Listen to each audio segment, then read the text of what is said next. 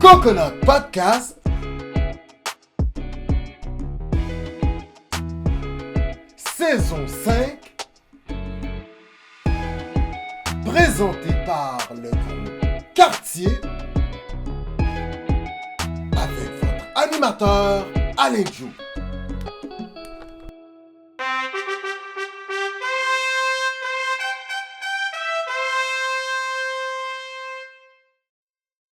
Mesdames, Messieurs, bonjour, Koué. Écoutez, en ce mois de mars, Coconut Podcast réitère avec une série d'entrevues avec des invités de marque, messieurs, dames. Si vous ne les connaissiez pas encore, vous allez faire des découvertes les unes plus incroyables que les autres. Alors aujourd'hui, nous avons avec nous tout un invité. Dans un premier temps, certains d'entre vous, vous l'avez déjà connu sur la rive sud, dans la Montérégie, à Jag. Vous en rappelez peut-être. Mais très récemment, on l'a connu, oui, à Montréal, lors de sommets organisés par le Réseau pour la paix avec M. Brian Bronfman, entre autres, Anna Kroll, pour ne nommer que ceux-ci.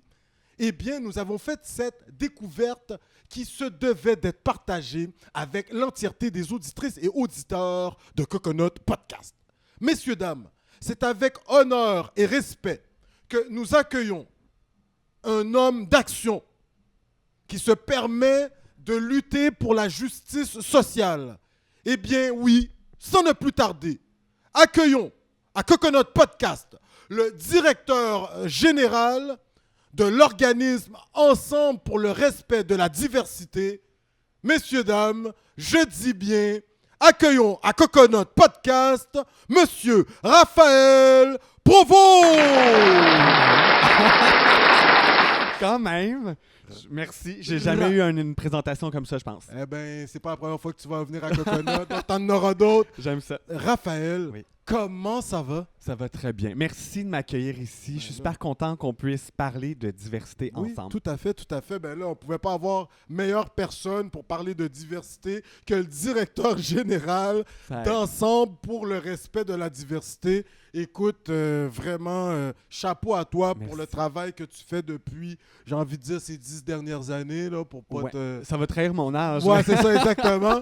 On sait que tu es dans la période de ton anniversaire, là. Je passe de la vingtaine à la trentaine dans pas long. Écoute, on te souhaite un joyeux anniversaire en retard un petit peu, mais quand même, joyeux anniversaire, Raphaël. On te reçoit à Coconut Podcast, on est dans le mois de mars, on célèbre à la fin mars la semaine d'action contre le racisme, les discriminations. Raphaël, déjà, on aimerait que tu nous parles de ton organisme Ensemble pour le respect de la diversité. Et peut-être que pour ceux qui t'ont connu là, durant la pandémie, l'organisme JAG, que tu as quand même travaillé un petit moment, pendant 3 ans. Là, exactement, près de 3 ans. 3 ans, exactement. Alors, JAG, c'était quoi? Et par la suite, Ensemble pour le respect de la diversité, pour que les gens puissent aller zioter là, sur Internet, on t'écoute. Merci de m'offrir cette vitrine-là pour parler de 2 organismes que j'ai à cœur. Le JAG, organisme LGBT+, ça le dit un peu dans l'acronyme, c'était pour un organisme pour la communauté LGBT+, lesbiennes, gays, bi, trans et bien plus. On sait que maintenant l'acronyme a plus que 4 lettres. Ouais, c'est ça. Exact. Et 2 E. 2 S, on a le P, on a le A, il y a plein de belles lettres dans l'acronyme et c'est important de le souligner. C'est un organisme en Montérégie, donc l'autre barre des ponts sur la rive sud de Montréal qui existe depuis 25 ans. Chambly, Saint-Hyacinthe, Valleyfield, Longueuil, Brassard, vraiment la Montérégie au grand complet. Et c'est un organisme qui, depuis 25 ans, accompagne les gens de la communauté, jeunes et moins jeunes. Tu as 12 ans, tu te questionnes, le JAG est pour toi. Tu es un parent d'un jeune de 12 ans qui se questionne, le JAG est pour toi. C'est un organisme qui est extraordinaire, qui est vraiment sur le terrain, qui est unique sur ce grand territoire-là. Et c'est ça que le JAG fait depuis quelques années. Et moi, j'ai été directeur général de ça pendant 2 ans. Et j'ai été dans une période assez importante, disons, la pandémie. Donc, ça a été 2 belles années où on a redressé l'organisme, on lui a donné une autre vie. Et depuis... Vous avez été actif aussi là, lorsqu'il y a eu l'annulation du défilé de la fierté. Ça a l'air que JAG, ils n'ont pas attendu en moins de 24 heures, vous offriez... Bon, 24 heures, on non, savait même pas. en une demi-heure. C'est ça. Une demi-heure. Ah, non, parce qu'il n'y avait pas beaucoup de temps, c'était le matin même qu'on apprenait. C'était le matin même, on apprenait dans la annulé, presse c'est que ça, c'était annulé. Moi, je suis un gars d'action. Tu m'as présenté ça. Quand on a vu que la Fierté elle était annulée, moi, j'avais une centaine de personnes qui venaient d'un peu partout en Montérégie pour y participer. J'ai dit non, ce beau monde-là ne peut pas se retrouver à rien faire. C'est un beau dimanche. J'ai dit, on s'en va dans un parc. Ça arrive sud, à Saint-Lambert.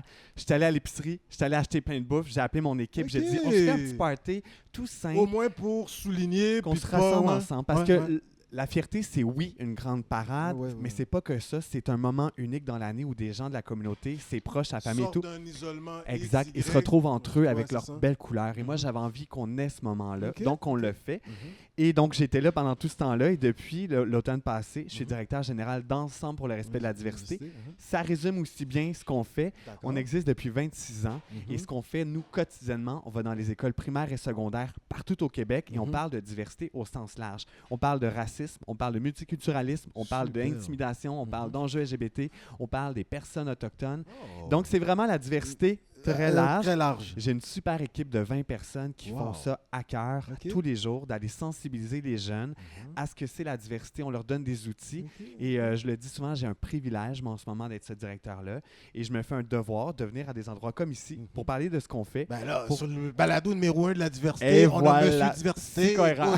Cohérent, pas à peu près. Je représente pas toute la diversité. J'ai ma propre diversité, mais je fais partie de ce grand arc-en-ciel-là. Et je non, mais en tant que directeur général... c'est mon travail de nous mettre sur la map. Ça map. Excellent. Voilà. Puis il y a quelque chose aussi, il y a un enjeu au Québec, je ne sais pas s'il a été réglé par différents gouvernements au niveau des services sociaux. Par exemple, M. Carman, on vous interpelle. Oui, je suis un peu plus vieux que toi, peut-être, là, mais à l'époque, ça s'appelait Gay Écoute. Oui, Interligne maintenant. Interligne, puis ça a l'air qu'ils ont besoin d'un financement de 300 000 pour poursuivre leurs activités. Ils grattent aux portes pour essayer d'en trouver. Ça a l'air que c'est pas nécessairement facile. Ça se peut que l'organisme vienne à disparaître. On aimerait t'entendre très rapidement. Absolument. Ben, Interligne, pour ceux qui ne connaissent pas, c'est une ligne d'écoute 24 heures sur 24 qui aide les gens de la communauté, les proches. Donc, tu peux appeler, c'est gratuit, puis tu as du soutien. Ils offrent du service, comme je viens de dire, 24 heures sur 24. Leur service de nuit, au 31 mars prochain, va devoir fermer parce qu'ils n'ont pas le financement. Le financement dans le communautaire, c'est ça. Ouais. Ma respiration, c'est pas récurrent. C'est pas facile, c'est compliqué. Il y a du financement récurrent, mais faut être... C'est un gros travail. Et Interligne ont différentes sources de financement. Et là, ils n'ont pas ces fonds-là pour poursuivre ce service-là qui est unique et essentiel pour une communauté. Les problèmes ne dorment jamais. Et c'est un peu leur message qu'ils veulent transmettre. Puis j'ai envie d'interpeller les gens qui ont peut-être... Si ce n'est pas le gouvernement, si vous avez une fondation, vous avez de l'argent, un petit 5$ qui dort quelque part, soutenez cet organisme-là parce que c'est un service qui est essentiel. Et justement, c'est dans les prochains jours. Les réponses ne sont pas présentes. Et moi, comme organisme partenaire, j'ai envie qu'on travaille ensemble. Justement, j'ai envie de faire un peu un push par rapport à ça. Le travail d'équipe dans le communautaire est essentiel. Leur mission soutienne la mienne. Tout le monde est essentiel. Puis s'il y a des gens qui nous entendent, soutenez-les. Ils en ont besoin.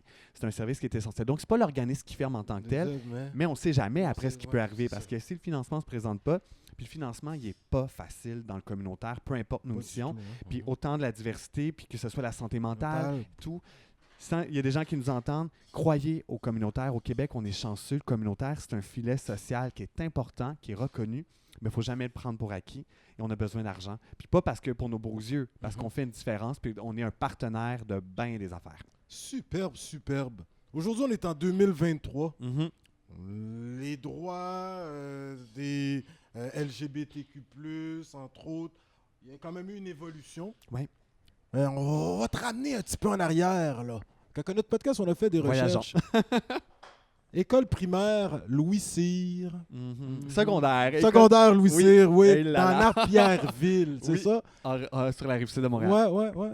Ben, c'est rendu pas mal les cantons de l'Est. C'est une township. On n'est pas loin des frontières. On n'est pas loin des États-Unis. Oui, c'est ça, exact. OK, excellent, c'est ça. J'aimerais savoir, à cette époque, pour qu'on puisse voir le travail qui a été fait. Oui. Je ne sais pas à quel moment que ton orientation sexuelle, c'est confirmé et tout, mais est-ce que tu as senti qu'il y a eu une réelle évolution par rapport à ton époque à Napierville T'es en région un petit peu. Ouais. Là. En région. En région. En tout cas, il y a 13-14 ans, là, dans ma tête à moi, c'était une région. C'était région. Ouais. Tu sais, avec l'étalement urbain, c'est Oui. peut-être rendu dans la RMM. Mais le travail qui était accompli, Ouais. est-ce que toi, un message d'espoir là, aux Ah. jeunes qui nous écoutent, comparativement à comment que c'était dans ton temps Ouais. à aujourd'hui, comment c'était à l'époque à Napierville? Est-ce que tu C'est t'as le- eu à vivre de l'intimidation? Ah oui, Ok, pratiquement ok. quotidienne. Puis j'ai envie. Moi, je suis un gars rempli d'espoir. Je vois le verre à moitié plein. Puis pour la petite histoire, justement, il y a 13-14 ans, je suis au secondaire à Napierville. Mhm. Et moi, l'homosexualité, Mhm. quand on en parlait, c'était de façon super péjorative et négative. Tous les mots négatifs que vous pouvez associer à ça, je les entendais quotidiennement. FIF, Tout, le TAP, T et tout, le mot en T. 2TE, Voilà. ouais. J'ai tout entendu ça quotidiennement. Quand j'ai fait mon coming out en secondaire 5 à l'âge de 17 ans, Ok, donc là, tu s'en vas au bal définissant. je là. m'en vais au bal des finissants. Uh-huh. Moi, c'était une libération, mais je me sentais seul au monde. Il n'y en avait jamais eu avant moi. En tout cas, je ne le savais pas. Ok. Je suis retourné il y a quelques mois à mon école secondaire, aller Ok. donner une conférence. Ah. Il y a maintenant un comité, j'en parle, j'ai des frissons. Il y a un Sérieux? comité LGBT+. Ouais. Ils sont une trentaine de jeunes qui décident de se partager, de se À Louis dévoiler. C. À Louis Cyr. Il y a du monde queer à Louis Cyr. Et ça, c'est que ceux ou celles qui se permettent de le faire. J'ai trouvé ça extraordinaire et je leur ai Ok. dit, vous n'avez pas idée la chance que vous avez d'être accompagné de gens qui vous ressemblent. Et ça, moi, j'aurais tout donné à, cette époque-là. époque-là. Et ce qui est très drôle pour la petite anecdote, j'ai eu récemment mes retrouvailles de 10 ans de secondaire. Ok, ok. Puis on est une Ah couple. là, tu commences à nous donner ton nom. Ben, c'est ça, j'ai 30 ans. Et on s'est rendu compte que j'étais pas tout seul, mais on n'osait pas parler entre nous parce qu'on nous en parlait pas. C'était quelque chose de négatif. Et là, on s'est rendu compte qu'on n'était pas tout seul, mais on n'osait pas se raccompagner entre nous. Et donc, j'ai dit à ces jeunes-là, vous avez une chance unique de pouvoir être avec des gens. On voit, il y a des spectateurs, ils nous écoutent, c'est intéressant pour eux. Et donc, il y a une évolution. Je suis content. C'est pas toujours facile, il ne faut pas prendre les choses pour acquis. Mais ça, pour moi, c'est une belle preuve. Dans mon petit village, qu'il y a autant de jeunes maintenant qui se disent la communauté, ça me rendait pas mal fier. Eux m'inspirent au bout. Excellent. Aujourd'hui, de voir que dans les médias, Ouais. il y a eu des sorties de Xavier Dolan, même très récemment, disant qu'il faudrait davantage montrer les choses telles qu'elles sont. Hein. Ouais. Moi, j'aimerais rapidement t'entendre. Il y a discrimination, certes. Il y a des politiques de plus en plus d'inclusion, Mhm. permettre à tous d'être vus. Toi, le fait de voir aujourd'hui qu'on a des hommes politiques qui dévoilent leur orientation, on a des plus jeunes dans les écoles qui Ouais. forment des comités. L'entrevue tire à sa fin, on va t'inviter de nouveau. Ça te fait quoi? Tu dis que tu es un gars qui croit vraiment au positivisme, Ouais. que les choses vont changer, mais dans ton fort intérieur, y a-t-il pas quelque chose, des fois tu te pinces et tu te dis, c'est-tu sérieux? C'est-tu vrai? Tu sais, je t'écoute rapidement. J'ai envie Parce que de tu as dire- travaillé à Bell Media comme animateur.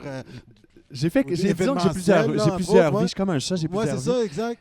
Moi, chaque personne qui se dévoile et partage qui ils sont, Mhm. c'est des modèles de plus pour des jeunes et moins jeunes. Mhm, On n'en a mhm. pas assez, on n'en aura jamais trop. Mhm. Et à chaque fois, je pense qu'il faut le célébrer, le souligner. Et ça, c'est peu importe ta communauté, peu importe laquelle de la diversité. Ouais, ouais, bien on a sûr. besoin de retrouver des gens qui nous ressemblent. Yes. Et d'avoir de la diversité, c'est ça que ça fait, c'est que ça donne de l'espoir à jeunes et moins jeunes. Il ne faut pas juste parler aux jeunes, à tout le monde. Donc moi, je suis rempli d'espoir. Quand je vois des gens qui sont dans des positions comme ça, Mhm. qui osent normaliser qui ils sont, je fais wow, on avance. Mais il ne faut pas oublier que c'est pas facile partout dans le monde, puis qu'on a des frères et sœurs partout dans le monde. Mais on a ce privilège-là au Québec. Moi, je suis fier d'être québécois. Je suis fier de voir que cette diversité-là, elle est québécoise. Puis qu'être québécois, c'est plus la façon de voir qu'on l'avait peut-être à une certaine époque. Québécois et québécoises, c'est plein de couleurs. Et ça, je trouve ça magnifique. Emmenez-en de la couleur au Québec. C'est ça que je veux. Écoute, tu as une aisance au niveau communicationnel. Bon, tu étais entre autres chez Bell, hein, voilà. Pour ne nommer au HEC aussi. Hein, tu as travaillé au HEC carrément. Oui. À quand Raphaël Provost, candidat à la députation de l'Assemblée nationale? Dernière question, M. Provost. On ne sait jamais ce que la vie nous réserve. Un appel de M. le Premier ministre François Legault. Qui m'appelle, qui me texte, qui fasse ce qu'ils veulent, jasons ensemble. Écoute, toute une entrevue, vraiment. Ce n'est que partie remise. Avec plaisir. On va prendre le temps d'aller visiter vos bureaux, quand vous faites une activité avec Coconut Podcast, là, je pense que ça va être intéressant. Raphaël Provost, on a eu la chance de se promener à travers la nation québécoise et on a été à la rencontre de notre diversité, nos frères et sœurs des Premières Nations. Oui. Et on a été sur la côte nord, Sept-Îles, voir nos frères et sœurs à Ouachat, Maliotenam, puis ils nous ont appris en langue inou comment dire merci. Ils nous disent « Chinash Kumitin ». Merci. Merci de nous partager ça. Par la suite, on a été voir nos frères Micmac. Eux autres, ils nous disent « Wellalin ». Quand même. Québec, Huron-Wendat. En langue Wendat, Teawek. On est allé au Danak, centre du Québec. Les Abénakis, en langue Abénaki, oh Léone. On est monté, nous autres, on a pris nos chouclacs, on est monté jusqu'en Abitibi. On est arrivé à Rouen. Et là, en langue algonquine, ils nous disent Miigwech. Puis là, finalement, on est dans la région de Montréal, nos frères et sœurs, entre autres sur la Montérégie, Mohawk, ils nous disent Niawen. Alors, écoute, Raphaël, on te dit un gros merci. On va te le dire en créole. Merci en pile. Merci beaucoup de t'être déplacé et surtout d'avoir partagé ce moment afin qu'on connaisse ta ressource, l'organisme qui est... Ensemble pour le respect de la diversité. Tout un travail, regarde. Là, quand j'ai entendu ce travail pour ça, j'ai dit Coconut. Ah ouais! Let's go, on travaille pour qu'il y ait un vivre ensemble meilleur au Québec. Exact. Merci à toi. Merci. Messieurs, dames, oui, nous étions avec cet acteur de changement. Écoutez, s'est reviré sur un 10 sous en 30 minutes. Il offrait une activité lorsque la parade de la fierté avait été annulée. On s'en rappelle l'année passée. Homme d'action. Par la suite, ils traversent ensemble pour le respect de la diversité. Question maintenant de travailler pour cette diversité plurielle. On l'a vu à Radio-Canada, ici Première. Il est un peu partout, fait bouger les choses et il nous rappelle, supportons les organismes qui œuvrent pour le respect et vraiment l'avancement de la diversité.